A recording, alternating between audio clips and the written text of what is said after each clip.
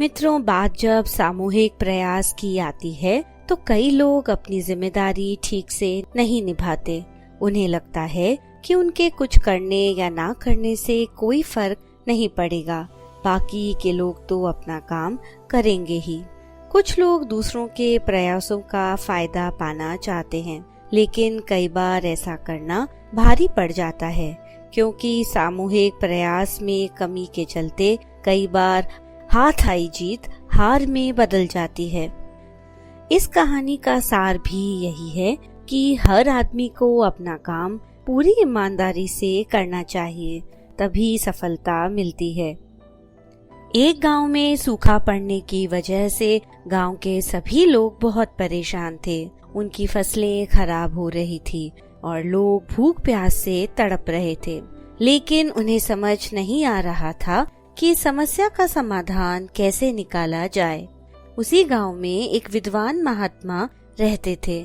गांव वालों ने उनके पास जाकर इस समस्या का समाधान जानने का निर्णय लिया। सब लोग महात्मा के पास गए और उन्हें अपनी सारी परेशानी विस्तार से बताई।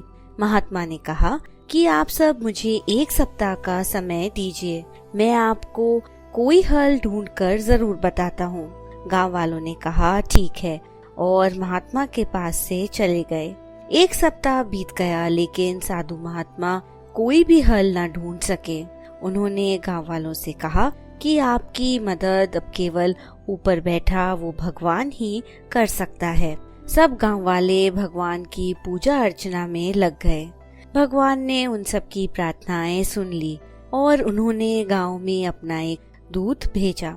गांव में पहुंचकर दूत ने गांव वालों से कहा कि आज रात को अगर तुम सब एक एक लोटा दूध गांव के पास वाले उस कुएं में बिना देखे डालोगे तो कल से तुम्हारे गांव में बारिश होगी और तुम्हारी सारी परेशानियां दूर हो जाएंगी।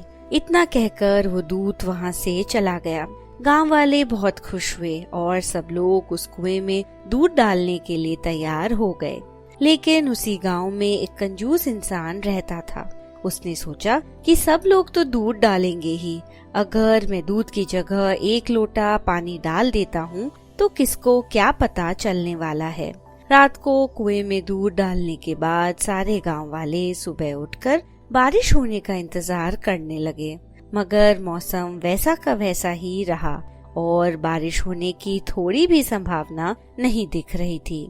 देर तक बारिश का इंतजार करने के बाद सब लोग उस कुएं के पास गए और जब उस कुएं में झांक कर देखा तो कुआं पानी से भरा हुआ था। कुएं में दूध की एक भी बूंद नहीं थी। सब लोग एक दूसरे की तरफ देखने लगे और समझ गए कि बारिश अभी तक क्यों नहीं हुई।